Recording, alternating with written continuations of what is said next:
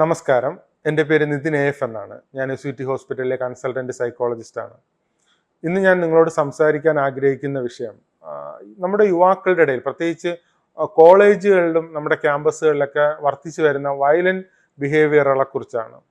ഇപ്പോൾ അതിനെക്കുറിച്ച് ഡീറ്റെയിൽ ആയിട്ട് ഇവാലുവേറ്റ് ചെയ്യുമ്പോൾ നമുക്കറിയാം, നമ്മുടെ യങ്സ്റ്റേഴ്സൊക്കെ തന്നെ പ്രത്യേകിച്ച് കോവിഡിന് ശേഷം വെർച്വൽ ഇൻട്രാക്ഷൻസ് പല രീതിയിൽ കൂടുതലായിട്ട് നമുക്ക് മനസ്സിലാക്കാനായിട്ട് കഴിയും. അത് ഓൺലൈൻ ഗെയിമുകളാവാം, സോഷ്യൽ മീഡിയകളാവാം, സോഷ്യൽ നെറ്റ്വർക്കിംഗ് സൈറ്റുകൾ, ഇൻസ്റ്റന്റ് മെസ്സേജിങ് ആപ്പുകളാവാം. പല രീതിയിൽ വെർച്വലി അവർ കൂടുതൽ എൻഗേജ്ഡ് ആണ്. അതിൻ്റെ ഫലമായിട്ട് തന്നെ അവരുടെ ഒരു ഫിസിക്കൽ ആക്ടിവിറ്റീസ് അല്ലെങ്കിൽ അവരുടെ ഒരു അഗ്രസീവായിട്ടുള്ള, ആക്റ്റീവായിട്ടുള്ള, എനർജറ്റിക് ആയിട്ടുള്ള പല ബിഹേവിയേഴ്സും തന്നെ യൂസ് ചെയ്യപ്പെടുന്നില്ല, യൂട്ടിലൈസ് ചെയ്യപ്പെടുന്നില്ല എന്നുള്ളത് ഒരു വസ്തുതയാണ്. അപ്പോൾ ഇതൊക്കെ പ്രോപ്പറായിട്ട് അതിൻ്റെതായ സ്പേസുകളിൽ അല്ലെങ്കിൽ അതിൻ്റെതായ പ്ലേസുകളിൽ യൂസ് ചെയ്താൽ മാത്രമേ നമുക്ക് ബെസ്റ്റ് ആയിട്ടുള്ള ഒരു ഔട്ട്കം നമ്മുടെ യങ്സ്റ്റേഴ്സിൻ്റെ ഇടയിൽ നിന്ന് ഉണ്ടാക്കിയെടുക്കാനായിട്ട് കഴിയുള്ളൂ. അപ്പോൾ നമുക്ക് ഈ വെർച്വൽ ഇൻട്രാക്ഷൻസ് ഒന്നും വേണ്ട എന്നുള്ളതല്ല, പക്ഷേ നമ്മുടെ ഫിസിക്കൽ ആക്ടിവിറ്റീസ്, അതുപോലെയുള്ള ഡയറക്റ്റ് ആക്ടിവിറ്റീസ്, ഓഫ്ലൈൻ ആയിട്ടുള്ള ആക്ടിവിറ്റീസ്, ഗെയിമുകൾ, സ്പോർട്സ് ആക്ടിവിറ്റികളൊക്കെ തന്നെ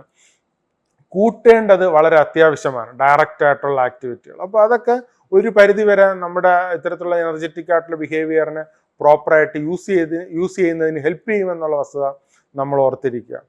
അതോടൊപ്പം തന്നെ നമ്മുടെ ക്യാമ്പസുകളിലൊക്കെ ഉള്ളൊരു വേറൊരു പ്രോബ്ലം എന്താണെന്ന് വെച്ചാൽ, പലരും മോണോട്ടോണസ് ആയിട്ടുള്ള ഐഡിയകളാണ് പലരും ഡിസ്കസ് ചെയ്യപ്പെടുന്നത്, പ്രൊട്ടസ്റ്റ് ചെയ്യപ്പെടുന്നത്. അല്ലാതെ ഒരു ഡിബേറ്റോ പ്രോപ്പറായിട്ടുള്ള ഹെൽത്തി ആയിട്ടുള്ള ഡിസ്കഷനോ ഒന്നും തന്നെ കാണുന്നില്ല എന്നുള്ളത് വസ്തുതാപരമായിട്ടുള്ളൊരു കാര്യമാണ്. അപ്പോൾ നമ്മുടെ ക്യാമ്പസുകളൊക്കെ തന്നെ ഒരു നോളജ് ബേസിൽ അല്ലെങ്കിൽ റാഷണലായിട്ട് കുറെ കൂടെ ഒരു ഇമ്പ്രൂവ്മെന്റ് ഉണ്ടാവണമെങ്കിൽ ഡിബേറ്റിനും ഡിസ്കഷനും വളരെ പ്രാധാന്യമുണ്ട് എന്നുള്ളത് നമ്മൾ മനസ്സിലാക്കിയിരിക്കേണ്ടത് അത്യാവശ്യമാണ്. ഇപ്പോൾ നമുക്ക് നമ്മുടെ ആശയവുമായിട്ട് വിരുദ്ധതയുള്ള അല്ലെങ്കിൽ ഡിഫറൻറ്റ് ഒപ്പീനിയനുള്ള വേറൊരാളുടെ ആശയവുമായി ഹെൽത്തി വേയിൽ ഡിബേറ്റ് ചെയ്യുമ്പോൾ, ഡിസ്കസ് ചെയ്യുമ്പോൾ മാത്രമാണ് കുറെ കൂടെ ബെറ്റർ ആയിട്ടുള്ള ഒരു അണ്ടർസ്റ്റാൻഡിങ് രണ്ട് പാർട്ടികൾക്കും ഉണ്ടാവുക, കേട്ടുകൊണ്ടിരിക്കുന്ന ആൾക്കാർക്കും ഉണ്ടാവുക. അതേസമയം നേരെ തിരിച്ചാണ് നമ്മുടെ ക്യാമ്പസുകളിലൊക്കെ നടക്കുന്നത്.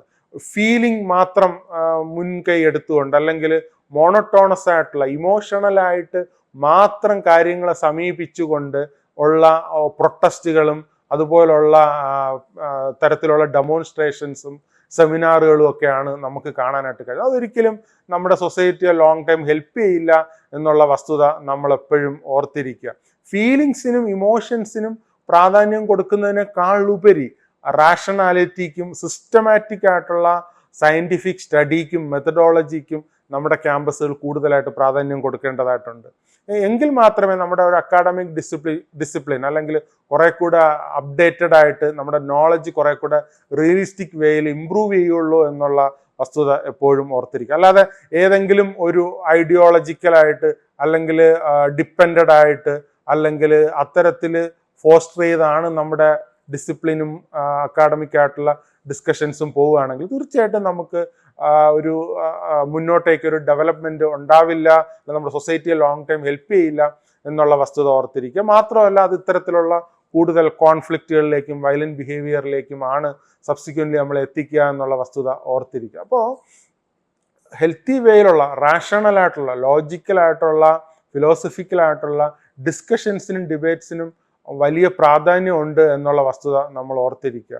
അതോടൊപ്പം തന്നെ നമ്മുടെ യങ്ങർ ജനറേഷന് കൂടുതലും മീനിങ് ഫുൾ ആയിട്ടുള്ള മാരിറ്റൽ ഫാമിലി ലൈഫ് അല്ല നമ്മുടെ ലൈഫ് കുറെ കൂടെ ഗ്രൗണ്ടഡ് ആയിട്ട് കൊണ്ടുപോകേണ്ട ആവശ്യകത, മറ്റു റോളുകൾ, നോൺ അക്കാഡമിക് ആയിട്ടുള്ള സ്കില്ലുകൾ, അവയെല്ലാം തന്നെ കുറെ കൂടെ മനസ്സിലാക്കി കൊടുക്കേണ്ടതും അവയുടെ പ്രാധാന്യം കുറെ കൂടെ ഡിസ്കസ് ചെയ്യപ്പെടേണ്ടതായിട്ടുണ്ട്. അങ്ങനെ ലൈഫിനെ കുറെ കൂടെ പ്രാക്ടിക്കലായിട്ട് നമ്മൾ സമീപിക്കുമ്പോൾ ഇത്തരത്തിലുള്ള വയലന്റ് ബിഹേവിയറിനെ പരമാവധി കുറയ്ക്കാനായിട്ട് കഴിയും എന്നുള്ള വസ്തുത നമ്മൾ എപ്പോഴും ഓർത്തിരിക്കുക. എപ്പോഴും നമ്മുടെ സൊസൈറ്റി വീക്കനായി പോകുന്നത് വയലന്റ് ബിഹേവിയർ അല്ലെങ്കിൽ ഈവിളായിട്ടുള്ള കാര്യങ്ങൾ ചെയ്യുന്നവരെ കൊണ്ടല്ല, മാത്രമല്ല അതിനേക്കാൾ ഉപരി ഇതിനെയൊക്കെ എനേബിൾ ചെയ്യുന്ന ആൾക്കാരാണ്, അല്ലെങ്കിൽ അതിനെയൊക്കെ സൈലന്റ് ആയിട്ടോ അല്ലാതെയോ ഡയറക്റ്റ് ആയിട്ടോ ഇൻഡയറക്റ്റ് ആയിട്ടോ സപ്പോർട്ട് ചെയ്യുന്ന ആൾക്കാരാണ് കൂടുതലും നമ്മുടെ സൊസൈറ്റിയെ ദോഷം ചെയ്യുന്നത് എന്നുള്ള വസ്തുത ഓർത്തിരിക്കുക. അപ്പോൾ കുറെ കൂടെ ഹെൽത്തി വേയിൽ കാര്യങ്ങളൊക്കെ ഡിസ്കസ് ചെയ്യും, ഡിബേറ്റ് ചെയ്യുകയും നല്ല രീതിയിലുള്ള ഒരു ഹെൽത്തി ആയിട്ടുള്ള ഒരു ട്രൂത്ത് സീക്കേഴ്സ് ആയിട്ട് നമ്മുടെ യങ്സ്റ്റേഴ്സ് മാറുമ്പോൾ വളരെ ബെനിഫിഷ്യൽ ആയിട്ടുള്ളൊരു സൊസൈറ്റി അല്ലെങ്കിൽ വളരെ ഫ്രൂട്ട്ഫുൾ ആയിട്ടുള്ളൊരു സൊസൈറ്റി നമുക്ക് ഉണ്ടാക്കാനായിട്ട് കഴിയും. അങ്ങനെ വളരെ ബ്ലെസ്ഡ് ആയിട്ടുള്ളൊരു ജനറേഷൻ നമുക്ക് ഉണ്ടാകട്ടെ എന്ന് ഞാൻ ആത്മാർത്ഥമായിട്ട് ആശംസിക്കുന്നു. Thank you so much.